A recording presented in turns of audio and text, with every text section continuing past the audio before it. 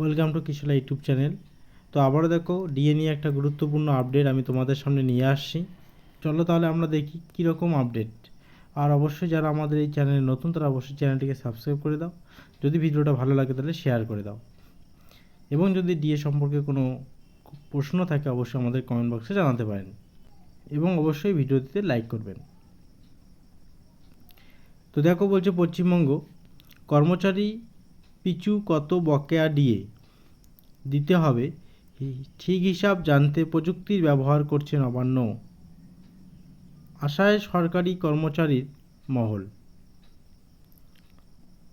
তার মানে কি, এই যে বকেয়া যে মোট ডিএ, সেই ডিএর কত বকেয়া রয়েছে তার জন্য কিন্তু হিসাব করতে দেখো প্রযুক্তির ব্যবহার করছে নবান্ন। ভাবা যায় একবার, প্রযুক্তি দিয়ে তারা কিন্তু এই হিসাবগুলো করছে, প্রত্যেকটা ব্যক্তির কার কত বকেয়া ডিএ রয়েছে। কিন্তু তো এখান থেকে কি আশা করা যায়, ডিএ কি দেবে কি দেবে না? অবশ্যই এখান থেকে বলা যায় ডিএ কিন্তু দেবে, যেহেতু এটা সুপ্রিম নির্দেশ। এর আগে আমি ডিএ সম্পর্কিত ভিডিও দিয়েছিলাম, অনেকে বলছে যে দেবে না। তো দেখো ডিএ কিন্তু দিতেই হবে।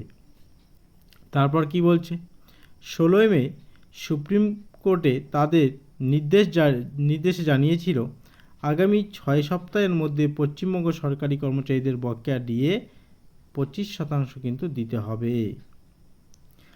তার আগে 4 সপ্তাহের মধ্যে রাজ্য সরকারকে দিয়ে দেওয়ার পদক্ষেপের গতি প্রকৃতির কথাও কি বলছে জানাতে হবে দেশের সর্বোচ্চ আদালতকে। মানে 4 সপ্তাহের মধ্যে কিন্তু দেশের সর্বোচ্চ আদালতে রাজ্য সরকারের গতি প্রকৃতি কি ব্যবস্থা নিচ্ছে, কিভাবে দেবে, তার কিন্তু সমস্ত কিছু কিন্তু জানাতে হবে দেশের যে সর্বোচ্চ আদালত সুপ্রিম কোর্টে কিন্তু।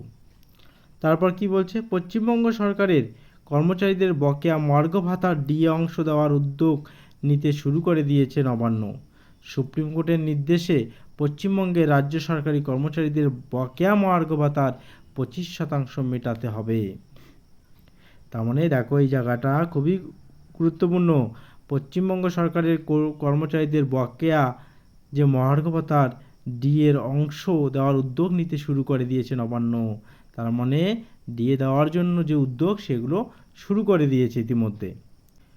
গত 16 মে বিচারপতি সঞ্জয় কারোল ও সন্দীপ মেহতার বেঞ্চে এই অন্তর্বর্তীকালীন নির্দেশ দেন, যে কারণে সম্প্রতি সব দপ্তর, স্কুল, কলেজ এবং স্বশাসিত সরকারি সংস্থাগুলির কাছে কর্মচারীদের সংখ্যা জানতে চেয়েছিল অর্থ দপ্তর। তার মানে তারা কর্মচারীদের মোট কতজন কর্মচারী কোন দপ্তরে রয়েছে, কার কতটুকু ডিএ আছে সেটা কিন্তু জানতে চেয়েছে অর্থ দপ্তর।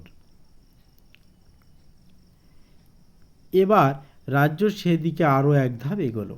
তার মানে কি, ডিএ দেওয়ার আরও এক ধাপ এগিয়ে গেল। ডিএর বকেয়া অংশ দেওয়ার জন্য প্রযুক্তিগত দিক থেকে একটি নতুন পদ্ধতি তৈরি করার সিদ্ধান্ত নিয়েছে নবান্ন।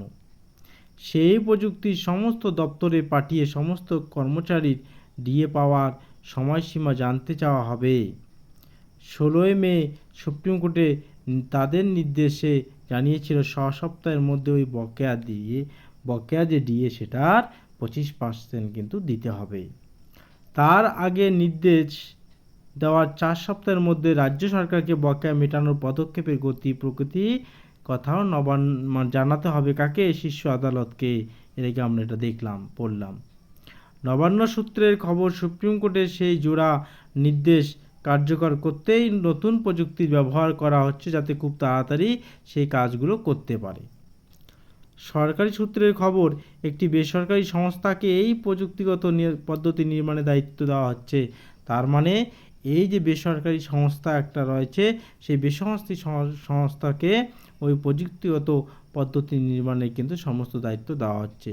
ওই প্রযুক্তিতে সরকারি কর্মচারীদের নিজস্ব পোর্টাল, ইন্টিগ্রেটেড ফিনান্সিয়াল ম্যানেজমেন্ট সিস্টেমে IFMS গিয়ে 2009 সালের রোপা কার্যকর হওয়ার পরে কার্যকালের মেয়াদের তথ্য জানাতে হবে, সেখানে গিয়ে জানাতে হবে।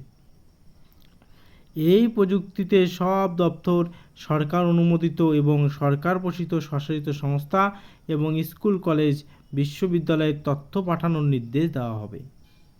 সব জায়গা থেকে নির্দেশ মানে তথ্যকে যে তথ্য রয়েছে সেই তথ্যগুলো পাঠানোর নির্দেশ দেওয়া হবে।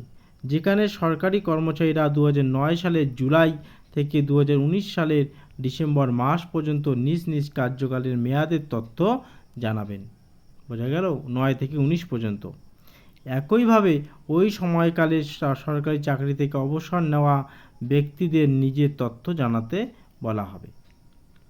যারা ওই সময় অবসর নিয়েছেন তাদেরও তথ্য দেওয়ার জন্য আর্জি জানাবেন। ওই তথ্য জানালে অর্থ দপ্তর সহজেই কোন আধিকারিক বা সরকারি কর্মচারীকে কত পরিমাণ বকেয়া দিতে হবে তা সহজেই নির্ধারণ করতে পারবেন। অর্থ দপ্তরের এক আধিকারিকের কথায় কী কথা? এই পদ্ধতিতে যেমন রাজ্য সরকার কত সংখ্যায় কর্মচারীকে কত পরিমাণ বকেয়া দিতে হবে তা যেমন জানতে পারবে, তেমনি সুপ্রিম কোর্টের কাছে 4 সপ্তাহ পর যে রিপোর্ট দেওয়ার কথা তা দেওয়ার ক্ষেত্রেও সুবিধা হবে। তারপরে আবার কি বলছে? কত পাবো? সুপ্রিম কোর্টের ডিএ মামলার নির্দেশের পর নবান্ন থেকে নবমহাকরণের আলোচনায় মশগুল কর্মী মহল। তো আমার ভিডিও দেওয়া আছে, দেখবে যে কত পাবে একজন ব্যক্তি, কত ডিএ পাবে। আমার প্লেলিস্টে যাবে আপডেট নিউজ, এর ওখানে গিয়ে দেখতে পাবে, আমার ভিডিও দেওয়া আছে। যদি না দেখে থাকো অবশ্যই দেখে নেবে। সুপ্রিম কোর্টের ওই নির্দেশে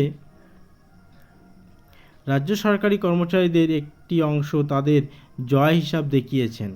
তবে ওই নির্দেশ কার্যকর না হলে পরবর্তী ক্ষেত্রে কী পদক্ষেপ করা সম্ভব তা নিয়েও আলোচনা শুরু হয়েছে সরকারি কর্মচারী সংগঠনগুলির অন্দরে। বকেয়া ডিএ নিয়ে মূল মামলাকারী সংগঠন confederation of state government employees এর সাধারণ সম্পাদক মলয় মুখোপাধ্যায় বলেন, আমাদের আশা সুপ্রিম কোর্টের নির্দেশ অবশ্যই রাজ্য সরকার পালন করবে। মানে সবাই আশা নিয়ে আছে, অবশ্যই সুপ্রিম কোর্টের নির্দেশ রাজ্য সরকার পালন করবে। কিন্তু রাজ্য সরকার ওই নির্দেশ যথাযথভাবে পালন না করলে আমরা মুখ্য সচিবের বিরুদ্ধে খুবই গুরুত্বপূর্ণ লাইন আদালত অবমাননার মামলার দায়ের করব। তাহলে ভেবে দেখো একবার, যদি আদালত অবমাননার মামলা দায়ের করে তাহলে কি হবে। এখন দেখার রাজ্য সরকার কিভাবে ওই নির্দেশ পালন করে এবং কর্মচারীদের ন্যায্য পাওনা কতটা মেটায়। তবে বকেয়া ডিএ পাওয়া নিয়ে রাজ্য সরকারি কর্মচারী মহলে ভিন্ন ভিন্ন মতামত রয়েছে। একাংশের দাবি বকেয়া ডিএ মিলবে 2008 সালের 1 এপ্রিল থেকে, আবার অন্য একাংশের মতে বকেয়া ডিএ মিলবে 2009 সালের থেকে 2019 সাল পর্যন্ত। মানে কেউ বলছেন 2008 থেকে 8 সালের 1 এপ্রিল থেকে, আবার কারো মতে 2009 সাল থেকে এই বকেয়া ডিএ মিলবে 19 সাল পর্যন্ত। যেহেতু সুপ্রিম কোর্ট 2009 সালে শুরু হওয়ার রোপার ভিত্তিতে বকেয়া ডিএ দেওয়ার নির্দেশ দিয়েছে, তাই 2009 সাল থেকে বকেয়া ডিএ দেওয়া হবে। রাজ্য সরকারের ডিএ দেওয়ার প্রসঙ্গে শিক্ষকদের সংগঠন বঙ্গীয় শিক্ষক ও শিক্ষাকর্মী সমিতির তরফে স্বপন মণ্ডল কি জানান? সুপ্রিম কোর্টের নির্দেশ দিয়েছে আগামী 27 জুনের মধ্যে বকেয়া ডিএর 25% টাকা মিটিয়ে দিতে হবে। আমরা আশা করব সরকার শেষ মুহূর্তে কোনো হটকারী সিদ্ধান্ত নেবে না এবং নির্দিষ্ট সময়ের মধ্যে সরকারি কর্মচারী, শিক্ষক, শিক্ষাকর্মীদের বকেয়া পাওনা মিটিয়ে দেবে। তা না হলে সরকারের আর্থিক অবস্থা প্রশ্ন চিহ্নের মধ্যে পড়বে এবং ভবিষ্যতে রাজ্য প্রশাসনকে আরও খারাপ পরিস্থিতির মোকাবিলা করতে হবে। তো দেখো, আজকে আমাদের যে ডিএ নিয়ে একটা নতুন নিউজ আমি সঙ্গে দিয়ে দিলাম। অবশ্যই যারা আমাদের এই চ্যানেলে নতুন অবশ্যই সাবস্ক্রাইব করে দেবে। তো অনেকেই বলছে যে ডিএর খবর পাওয়া মাত্রই প্রকাশ করতে, আমি দিয়ে দিলাম। তো এখান থেকে কি বোঝা যাচ্ছে? এখান থেকে বোঝা যাচ্ছে অবশ্যই যারা সরকারি কর্মী ও স্বঘোষিত রাজ্য সরকারের অবশ্যই সবাই কিন্তু বকেয়া ডিএ পেতে চলেছে। এই নিয়ে কিন্তু নবান্ন তাদের যে বিভিন্ন হিসাব নিকাশ শুরু করে দিয়েছে। তো চলো আজকে এ পর্যন্তই থাকলো। আবার পরের বিভিন্ন বিষয় আপডেট পেতে অবশ্যই চ্যানেলটিকে সাবস্ক্রাইব করে দাও। আর যদি ভালো লাগে ভিডিওটা অবশ্যই লাইক করে দিও।